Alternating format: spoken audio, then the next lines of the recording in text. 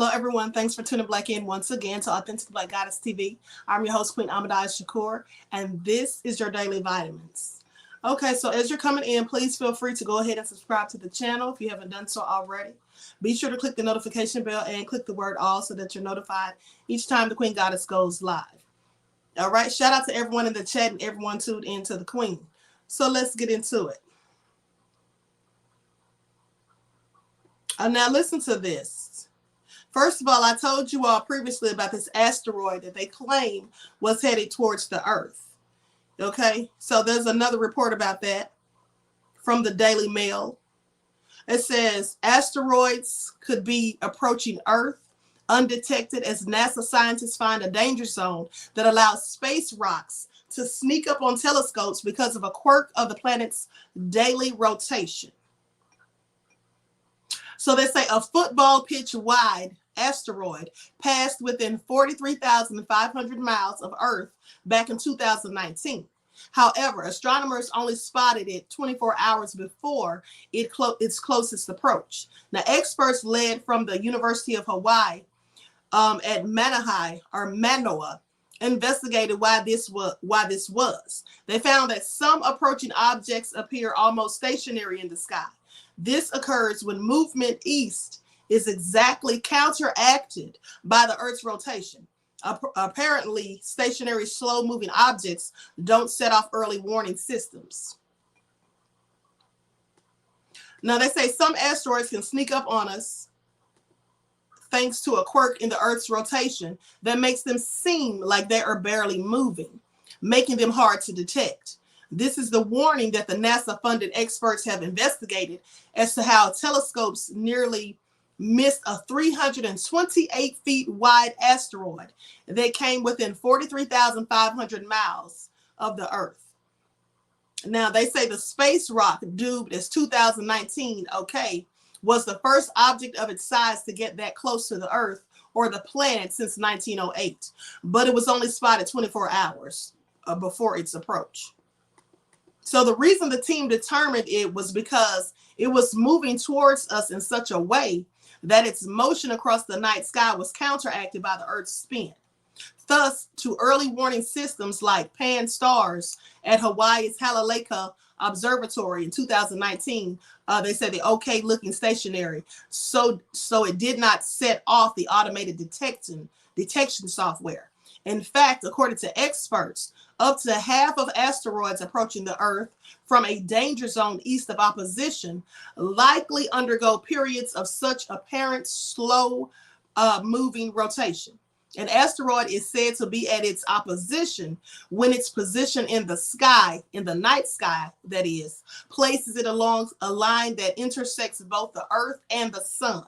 This means that half of these asteroids could presently also be difficult to detect, and computerized telescopes will need to be updated to take account of the effect.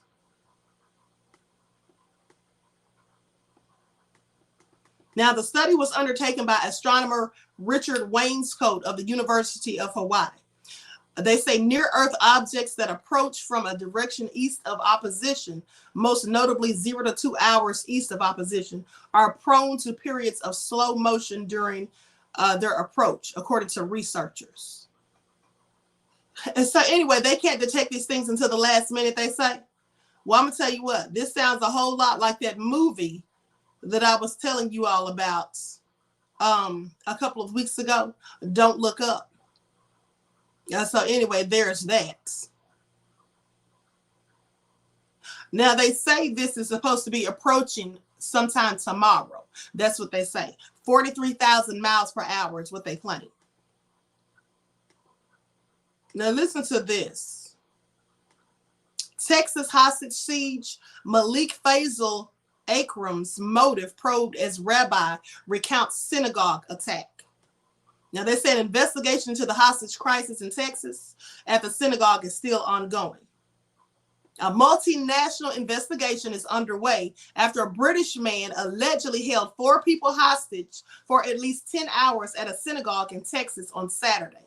Now, the hostage taker, identified by authorities as 44-year-old Malik Faisal Akram from Lancashire in the UK, held the held the worshipers at Congregation Beth Israel in Colleyville outside of Fort Worth.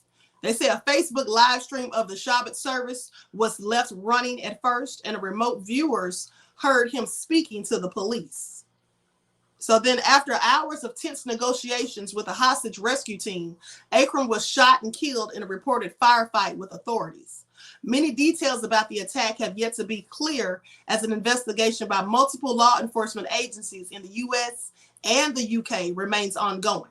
Now, the FBI has said that it is working to determine Akram's motive, adding that the Bureau believed the man was singularly focused on one issue, and that it was not specifically related to the Jewish community.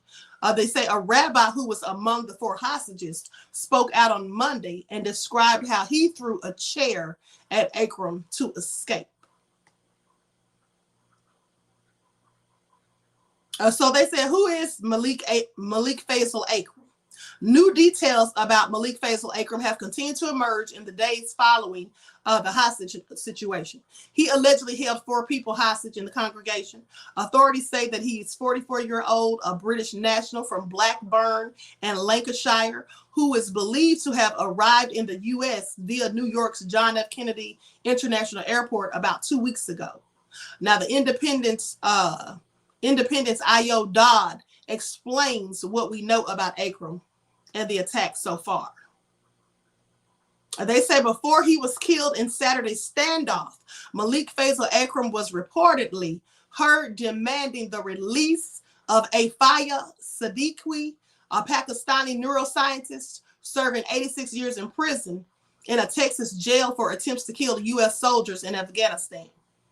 Officials say that Akram asked to speak to Siddiqui, who is lodged in a prison in Fort Worth, about 20 miles away from the synagogue. Now, in an incident that was being live streamed on Facebook after the live Shabbat service was left running, Akram demanded that his sister be brought to the synagogue. However, her real brother denied any involvement. And they say, he says, I just want a bullet in me and I want to go. That's it. That's what Akram was heard saying in the live stream that was reported by CNN.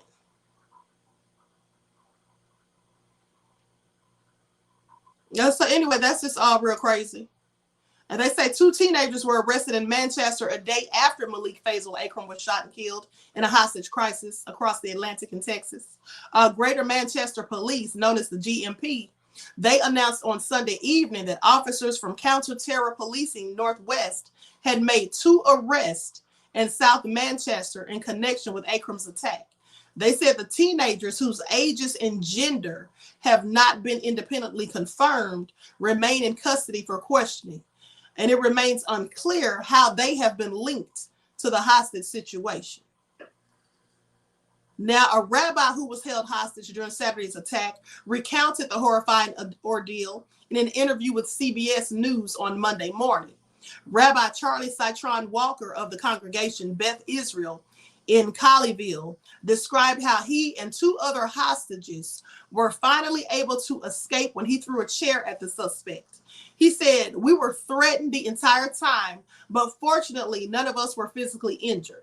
When I saw an opportunity, when Akram wasn't in a good position, that's when I made sure the gentlemen were still with me and they were ready to go."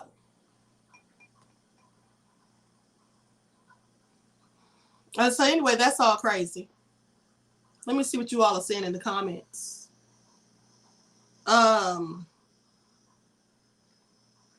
Messelecta 101 says, if I hear another asteroid heading here, LOL, let it be. Let it come already. 40 years I've been hearing this. Asteroids got nothing on this, on this white devil. Melanated Brown said they must not be black, no info given. No, well, I believe that. Okay, Asha said, so the teens were in drag. How were they unable to be identified? Y'all are crazy. Ray Williams says, hey, Queen, how are you? Says Ray Williams from Palestine, Texas. I'm doing fine, beloved. Thank you for asking. Oh, y'all are crazy talking about they must have been in drag. How did they not know who they were? Oh my goodness. Anyway, this is all clearly crazy, right? Yahweh says Pinker is done and falling fast. Dan says white Jesus don't have nothing to do with this mess. Oh, thank you, Sage 464 Queen. You look great. Thank you, beloved, for your kind words. Y'all are just too crazy. Okay, so listen, I don't know about this asteroid because they do always tell us that an asteroid is coming, right? I've yet to see one. And so with that all being said, you never know. And then they say that you can't even tell they're coming until like 24 hours ahead of time. So that's crazy. But now listen to this before I move on to the next live. So they say a radio station fired 2 announcers who got caught calling high school girls playing basketball extremely overweight. They got caught saying this on a hot mic that they obviously didn't know was on. So a main radio station base fired 2 sports announcers for body shaming high school girls during a live stream of their basketball game. WHOU-FM fired Jim Carter and Steve Shaw. I guess we know what race they are by those names, but anyway, on Thursday, they were fired after receiving complaints from parents about the comments the 2 made regarding the teen girls' weight. Now, this is what the Portland Press-Herald reported. They say the 2 announcers had been watching a live stream of a varsity basketball game between Easton High School and Central Aroostook High School. And then they said 2 girls out here extremely overweight. Now, this is what they said. 2 girls out here are extremely overweight. This is what one of them said on an apparent hot mic. It says awful. And then they just burst into laughter following the disparaging comments. So Shaw then talked about finding uniforms big enough to fit the girls. And Carter singled out one of the girls by her uniform number, saying, "Wow. Would you look at her?" First of all, who is talking about teenagers like this? Grown people, they should be ashamed of themselves. First of all, they should be watching the game. But this is what they're saying. Wow, just would you look at her? Now, the school districts overseeing both Easton and Central Aroostook high schools did not immediately respond to insiders' requests for comments. But in a statement to WCSH, Easton Superintendent Mark Stanley said that he became aware of their disparaging comments on Thursday night. And he says, "We're a small school up here. We know all of our girls really well. We're lucky in that regard. And so we know every single player that was on the team being talked about. I think anger is probably the reaction everybody would have when they saw and heard what happened." I mean, this is nothing new, right? What was that guy's name who called those black women nappy-headed? Y'all remember him? Did they fire him? I don't think they did. But anyway, both Shaw and Carter had been broadcasting games and providing commentary for about a month. This is what the Press-Herald said. Now, Shaw is a former athletic director at Easton and Carter a former coach from another school. Neither Carter nor Shaw realized that they had their mics on while making the remarks. Parents were outraged upon hearing the comments. Joseph Leach, who has a daughter who plays for one of the teams disparaged by Carter and Shaw, felt mostly shocked, according to the Press-Herald. He says, "I was home after the games and somebody shared the video with us, and I instantly knew it was Jim Carter and Steve Shaw talking. And I really couldn't believe what they were saying, honestly."